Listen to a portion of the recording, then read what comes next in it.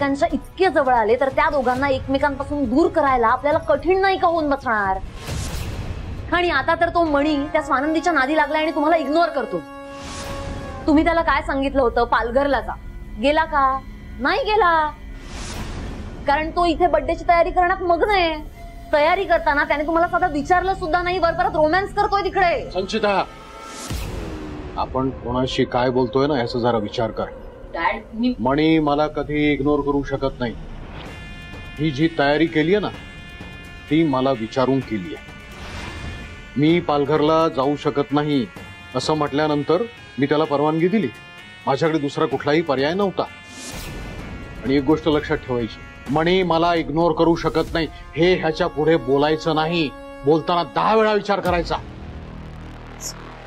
Sorry dad. त्या बॅगा बघतेस? काय ते? उचल इकडे आण.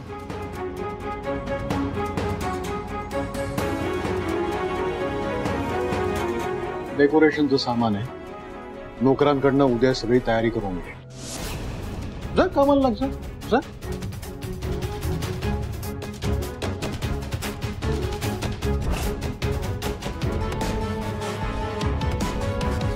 मणी, स्वानंदी, आज तुम्हाला एकमेकांच्या जितकं जवळ यायचंय तितके या.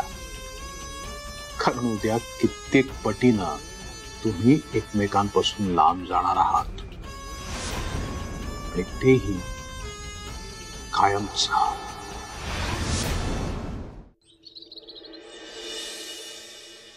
नियम म्हणजे नियम. मॅडम आत येऊ का? स्वानंदी, स्वानंदी, तू तू काय करतेस इथे? निघा.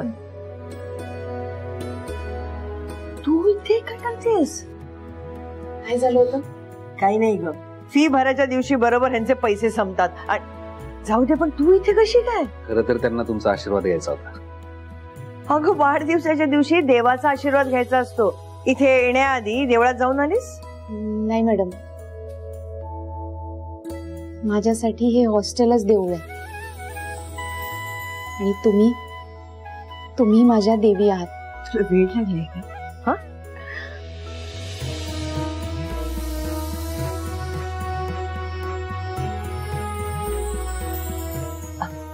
काल भेटलो होतो ना आपण. काल पाया पडली होतीस ना, मग एवढा त्रास करून परत येण्याची काय गरज होती? मॅडम, मी माझ्या वाढदिवसाला दरवर्षी न चुकता आईचा आशीर्वाद घ्यायचे. यंदाचं हे पहिलंच वर्ष आहे. ती आता सोबत नाहीये माझ्या. आता तुम्हीच माझी आई आहात ना, म्हणून तुमचा आशीर्वाद घ्यायला आले. नियम मोडू नये म्हणून.